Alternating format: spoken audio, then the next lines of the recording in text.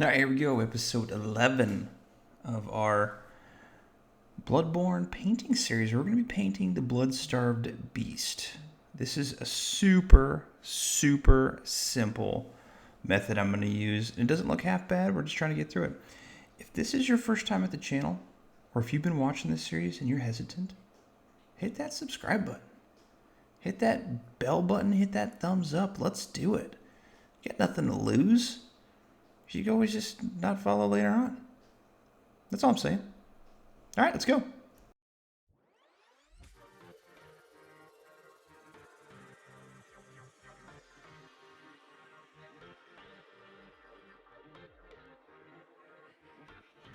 I know these aren't the right minis, but this is what's coming up. We're going to hit it with Chaos Black all around, and then a spray of Karak White from directly above in about a 45-degree angle. Also check the links below for the supplies I'm using and the paints that I'm using for the paint list.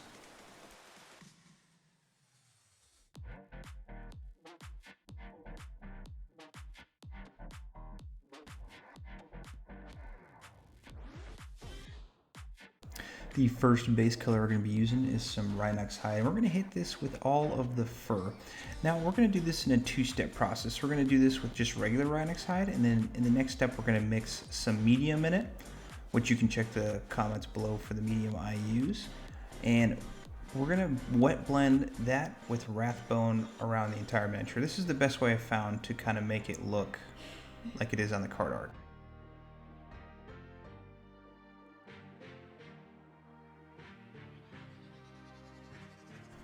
We're going to take our Wraithbone and Rhinox Hide on our wet palette, and we're going to add 2 drops of our medium in it. And that's going to delay the drying time significantly where we can blend the colors together.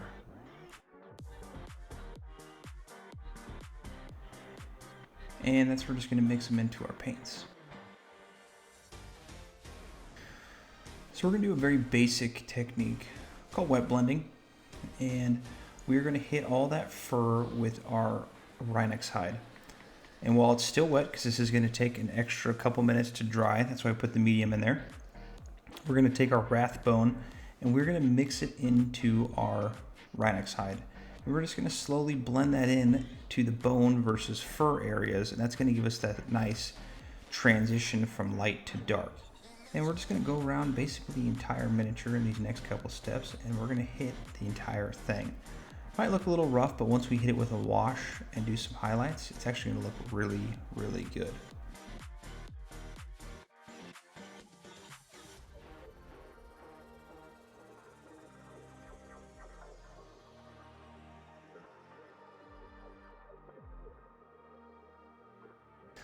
As you're going around and you're blending in your brown and your egg color, I guess you could say, you're going to notice that it's going to be a little bit more brownish in some areas and whiter in some areas. That's exactly what you want. You want those colors to be mixed together where it's kind of transitioning from our nasty, furry beast and the fur is falling off and it's exposing the skin and bone and all the nastiness. That's exactly what we want.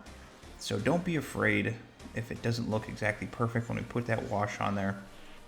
It's going to look just fine with some highlights. So that's exactly what you want. You want that nasty color.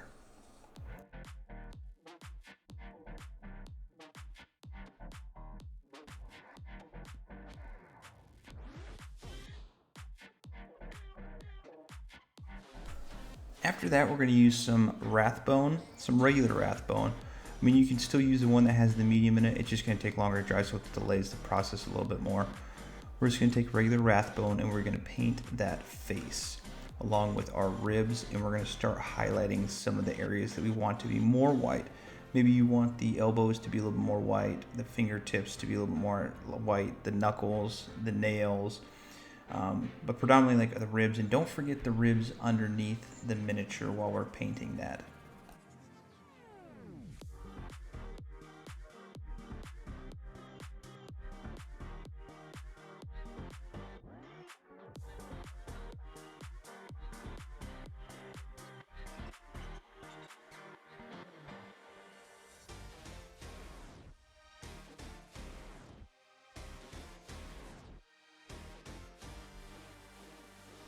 I'm just going around and I'm picking out the nails, the knuckles, maybe some areas that I don't want to be as gray, because we did the zenithal highlighting, and we want obviously those highlights to stick through on certain points, but we want to be picking out areas that we want to be just a little bit brighter.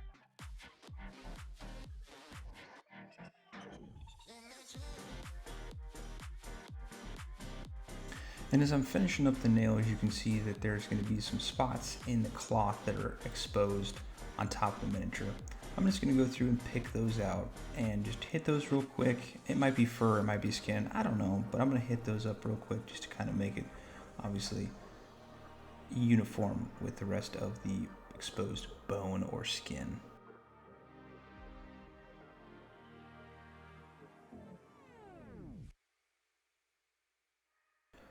For the hood or the cloth areas of our miniature, we're going to be using a little Karak Stone to hit those up.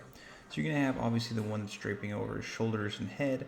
Then you're going to have spots on the arm that's going to need to be hit with that.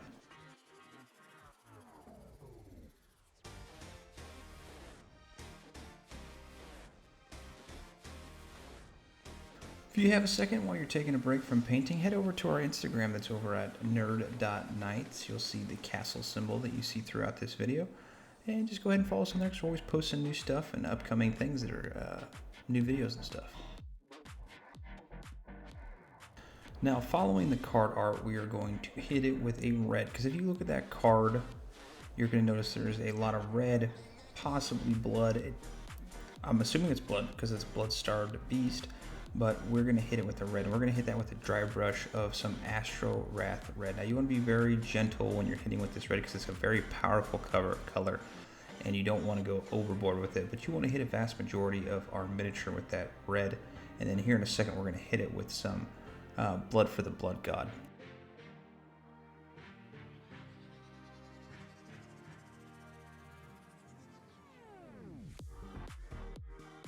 And as you can see, this is really brightening up our miniature, but we're going to dull it down in just a second with some Agrax, so just hang tight.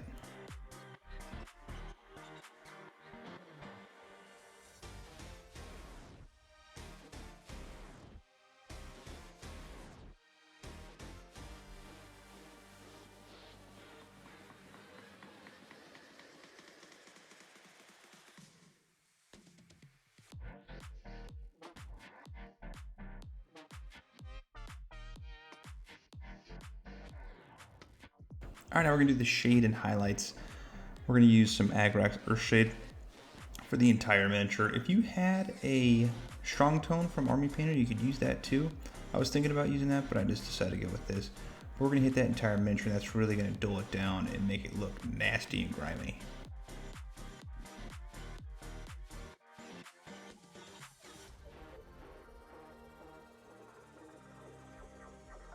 Once that Agrax is dry, we are going to start picking out our facial expressions, portions of our skin or exposed bone, the fingernails, knuckles, stuff like that with some Ushabti Bone. Now we're taking our time. I'm using the size 1 detail brush and I am going through and picking out portions of our skull that need to be highlighted.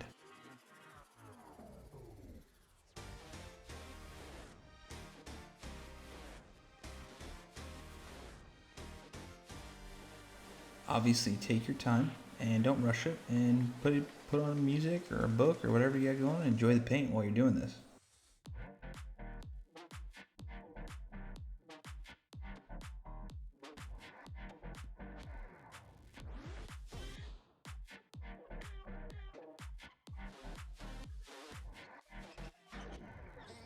We're also taking this paint, we're going to be hitting some of those exposed hip bones and rib bones. And we don't want to make it too bright, so we're just hitting it very sparingly, kind of just going over it. Now it's going to look super bright when you initially put on that color, but it'll fade down a little bit once it dries.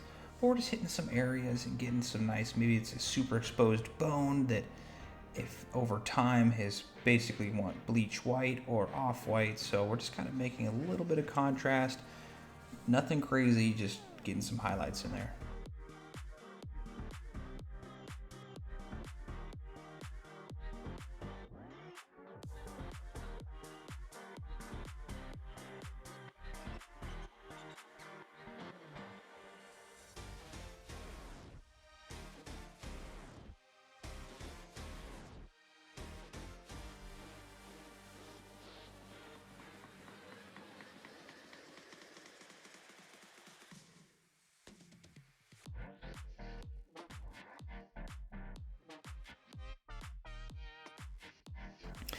we're going to take some Screaming Skull, and this is going to be our last highlight for the bone. And we're going to again pick out the top of the face around the orbital socket, your teeth, your chin area, fingernails, all those little areas that we're going to hit and basically just kind of brighten up just a little bit. We don't want to go overboard because we want to keep it kind of looking nasty, so just little snidbits here and there.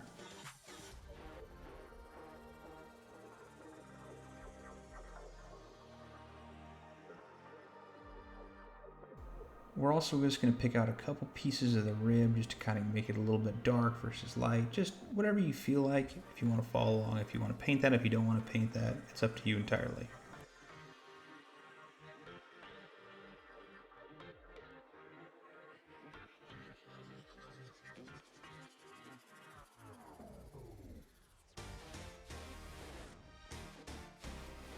Now I'm going to take some blood for the blood god, or whatever you have that's comparable, and putting some nasty blood all over our miniature. Now I'm just going to kind of dab this around, smush it, smear it, and make it look like it's just like a bloody mess basically. Obviously it's a blood-starved beast, so it needs to have blood on it. This is an optional effect. If you don't want to do this, you don't have to.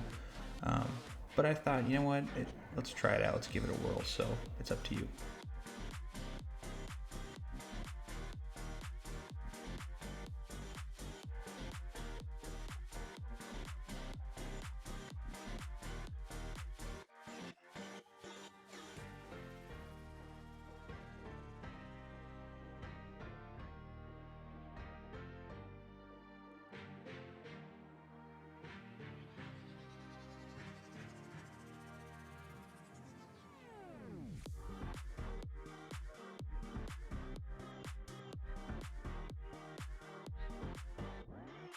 And for our last and final step, we're going to hit some Abaddon Black with our base, and that's it.